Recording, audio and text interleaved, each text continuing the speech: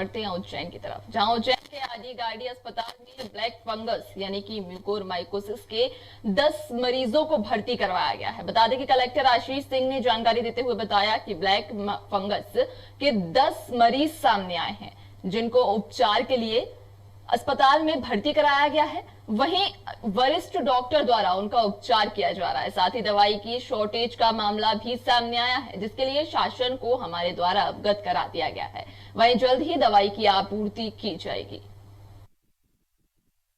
और इस पर ज्यादा जानकारी के लिए हमारे संवाददाता मोहित राजी हमारे साथ जुड़ चुके हैं। तो मोहित, क्या कुछ जानकारी है? जी हाँ, उज्जैन में लगातार ब्लैक फंगस पेड़ पसार रहा है। एक और जहाँ पर जो शहर की जनता है वे कोरोना संक्रमण से तो भयभीत थी सही, ऐसे में ब्लैक फंगस आ गया तो शहर में भय का वातावरण है। जिला कलेक्टर आशीष सिंह का साफ तौर पर कहना है कि जिले में 10 मरीज ऐसे आए जो ब्लैक फंगस के हैं, परंतु उन्हें उपचार दिया जा रहा है। वहीं एक और महत्वपूर्ण बात यह है कि एक दिन पहले ही मुख्यमंत्री शिवराज सिंह चौहान उज्जैन पहुंचे थे, जिन्होंने कोरोना समीक्षा बैठक ली थी। इस बैठक में उन्होंने साफ तौर पर कहा था कि प्रदेश में जरूर कोरोना संक्रमण की दर कम हो रही है, परंतु अब हमें ब्लैक फंगस से लड़ना है और इसके लिए निश्चित तौर पर दवाइयों की कमी है, जिसे हम जल्द पूरा करेंगे और युद्ध स्तर पर इसके लिए काम जारी रखेंगे। तो कहीं ना कहीं ब्लैक फंगस जैसे ही पेड़ पसार रहा है तो वही प्रशासन भी अलर्ट हो गया है इसी बात को लेकर, और यहाँ के जो जनप्रतिनिधि है उनके द्वारा भी लगातार प्रयास किए जा रहे हैं। प्रशासन ने अलग अलग टीमें बनाई है। ये टीम घर घर पहुंचकर उन लोगों से चर्चा कर रही है जो पहले कोरोना से संक्रमित थे। यहाँ पर हमारी बात डॉक्टर CMHO महावीर खंडेलवाल से बात हुई थी। उनका साफ तौर पर कहना है कि हम उन लोगों का चयन कर रहे हैं जिन्हें पहले कोरोना हुआ था और जो घर पर हैं। तो चूंकि देखने में आ रहा है कि यह जो ब्लैक फंगस है ये उन्हीं लोगों को ज्यादा संक्रमित कर रहा है, और ऐसे लोग जिन्हें शुगर या BP की प्रॉब्लम है उन्हें भी यह ब्लैक फंगस होने की ज्यादा संभावना बनी हुई है, क्योंकि जितने मरीज सामने आए उसमें से अधिकांश मरीज वैसे ही है जिन्हें BP या शुगर की संभावना है। जी तो शिवराज सिंह चौहान, मुख्यमंत्री शिवराज सिंह चौहान के द्वारा एक और घोषणा पर की गई थी कि 25 मई से लॉकडाउन में कुछ छूट दी जाएगी।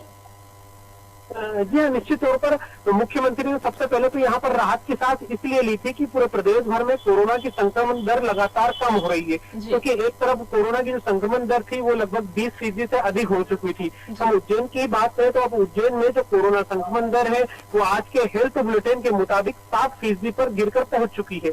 तो कहीं ना कहीं इस बात की मुख्यमंत्री ने राहत की सांस ली थी। साथ ही यह भी कहा था कि अब हम धीरे धीरे पूरे प्रदेश में अनलॉक की स्थिति बनाएंगे। तो चूंकि कोरोना संक्रमण कम हो रहा है इसलिए उज्जैन वासियों से भी उन्होंने निवेदन किया था कि वे लॉकडाउन का सख्ती से पालन करें, 2 गज की दूरी रखें, मास्क पहने, क्योंकि कोरोना अभी खत्म नहीं हुआ है। तो कहीं ना कहीं उन्हें व्यापार व्यवसाय भी जिंदे रखने हैं, दुनिया भी चलानी है। इस प्रकार से उन्होंने साफ तौर पर कहा था कि आने वाली 25 तारीख के बाद से धीरे धीरे अलग अलग शहरों में संक्रमण दर को ध्यान में रखते हुए धीरे धीरे अनलॉक की स्थिति बनेगी। जी तो 25 तारीख से यानी कि उज्जैन से शुरुआत हो रही है लॉकडाउन को हटाने की, तो क्या कुछ यहाँ पर राहत दी जाएगी? किन किन व्यवसायों को छूट दी जाएगी, या फिर किराने की दुकान कितने दिन के लिए या फिर किस समय से किस समय तक खोलने की बात कही गई है? जी निश्चित तौर पर जब अनलॉक की स्थिति होगी तो यहाँ पर जब पिछले समय 1 साल पहले जब लॉकडाउन लगा था उसके बाद जब अनलॉक किया गया था तो उस अनलॉक की प्रोसेस यहाँ पर फिर से निभाई जाएगी। सबसे पहले किराना दुकान खोलने की अनुमति दी जाएगी। उसके बाद इसके बाद धीरे धीरे वे सामग्री जहाँ पर भीड़ न लगे, परंतु यहाँ पर जिला कलेक्टर ने साफ तौर पर कहा कि मंदिर, मॉल या फिर ऐसे रेस्टोरेंट जहाँ पर भीड़ रहती है इन्हें कतई अनुमति नहीं मिलेगी। लगातार संक्रमण दर देखी जाएगी, क्राइसिस मैनेजमेंट की बैठक होगी और उसके बाद ही प्रत्येक शहर या फिर हम बात करें कि प्रत्येक तहसील का अलग अलग निर्णय लिया जाएगा वहां पर कोरोना संक्रमण दर को देखते हुए। तो आरंभिक तौर पर सबसे पहले जो जरूरत की चीजें हैं, जिस प्रकार की किराना हुआ या फिर अन्य ऐसी हार्डवेयर या वो चीजें जिससे लोगों के रोजमर्रा का जो कामकाज होता है, ये छोटी दुकान वाले उन्हें ही पहले खोलने की अनुमति दी जाएगी। जी तो लगभग देखा जाए तो 2 महीने से ऊपर हो चुके हैं लॉकडाउन को लगे हुए। अब लॉकडाउन कहीं जाकर खुलने की उम्मीद जागी है, तो इससे लोगों में और व्यापारियों में क्या प्रतिक्रिया है, क्या कुछ उनका कहना है लॉकडाउन खुलने को लेकर? देखिए, यहाँ पर जो व्यापारी हैं वे काफी चिंतित हैं, क्योंकि पिछले साल जो उन्हें लॉकडाउन का जो असर उन्हें हुआ था, काफी व्यापार मंदा हुआ था। फिर जैसे जैसे नवंबर दिसंबर आया, दीपावली का समय आया, व्यापार बढ़ने लगा तो उसके बाद यहाँ पर उन्हें कुछ राहत मिली थी। पर जैसे ही दिसंबर के बाद जनवरी फरवरी में फिर से कोरोना संक्रमण दर बढ़ने लगी, कोरोना की दूसरी लहर आई तो लॉकडाउन की स्थिति बनी, तो वहां पर व्यापारियों ने काफी आक्रोशित भी हुए। परंतु जब लोगों की जाने लगी, लोगों की मरने की यहाँ पर मृत्यु दर बढ़ने लगी, तो लोग भयभीत हुए। उन्होंने स्वेच्छा से जनता कर्फ्यू या लॉकडाउन का पालन शुरू कर दिया। तो ऐसे में एक और बड़ी बात देखने में आई कि जब पिछले वर्ष लॉकडाउन लगा था तब कई समाज सेवी संस्थाएं आगे आई थी, गरीबों की मदद की थी। परंतु इस वर्ष या इस कोरोना काल में अभी पिछले 2 महीने में उस संख्या में सामाजिक संस्थाएं आगे नहीं आई है जिन्होंने लोगों की इतनी मदद की हो। तो यहाँ पर जो सबसे अधिक मार पड़ी है वो जो गरीब तबका है, जो मेहनत मजदूरी रोज करता था, उस पर तो पड़ी है। साथ में जो मध्यम वर्गीय जो परिवार है, जो किराना दुकान या छोटे छोटे फुटकर व्यापारी या जो निजी संस्थाओं में कार्य कर रहे थे, तो उन्हें काफी दिक्कतों का सामना करना पड़ा। अब जैसे तैसे जान बचाई है तो लोगों को अब उम्मीद जागी है कि कुछ भी करके उनका कुछ धंधा रोजगार शुरू हो जाए। हालांकि इसमें एक बात और गंभीर देखने आई कि कई लोगों के ऊपर कर्ज बढ़ चुका है, जिससे वे काफी चिंतित है। बिल्कुल। तो उज्जैन की बात करें या फिर प्रशासन की बात करें, क्या कुछ यहाँ पर गरीबों के लिए सहायता की जा रही है? जी निश्चित तौर पर, क्योंकि प्रदेश के मुख्यमंत्री शिवराज सिंह चौहान ने कल ही एक घोषणा की थी कि प्रदेश में वे लोग जो कोरोना संक्रमण से जिनकी मौत हुई है, ये संभावित मरीज है, उनके ऐसे परिजन जो 18 वर्ष से कम उम्र के हैं, उन लोगों को यहाँ पर 5,000 रुपए प्रति माह सहायता राशि दी जाएगी। इसको लेकर जिला कलेक्टर व वीडियो कॉन्फ्रेंस के द्वारा प्रदेश के सभी कलेक्टरों को निर्देश दिए थे कि तत्काल महिला बाल विकास विभाग की ओर से सूची बनाई जाए, सर्वे किया जाए कि ऐसे कौन कौन लोग हैं जिन्हें इस प्रकार की मार हुई थी। हालांकि मुख्यमंत्री ने 1,000 रुपए राहत राशि सभी गरीब वर्गों को देने की भी बात कही थी, परंतु इससे इतना लोगों को फायदा नहीं पहुंच पाएगा कि जो उन्हें आर्थिक संकट की मार झेलना पड़ी थी। यहाँ लोगों को सबसे ज्यादा उम्मीद यही है कि जैसे तैसे लॉकडाउन खुले, अनलॉक की स्थिति बने, उनका व्यापार व्यवसाय चले।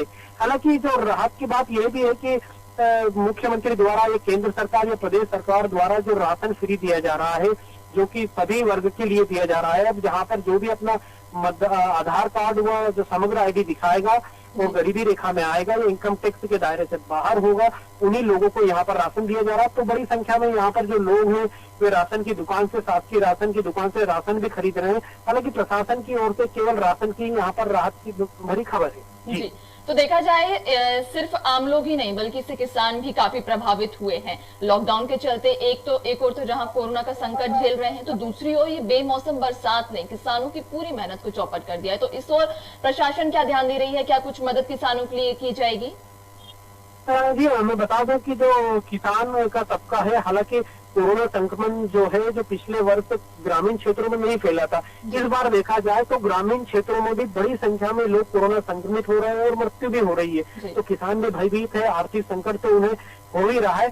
ऐसे में कुछ राहत इस बात की दी गई है क्योंकि अब जो समय आ गया है वो सोयाबीन व अन्य फसलों का समय है, इसलिए जिला प्रशासन ने अपने अपने स्तर पर खाद बीज की दुकान खोलने का निर्णय लिया है।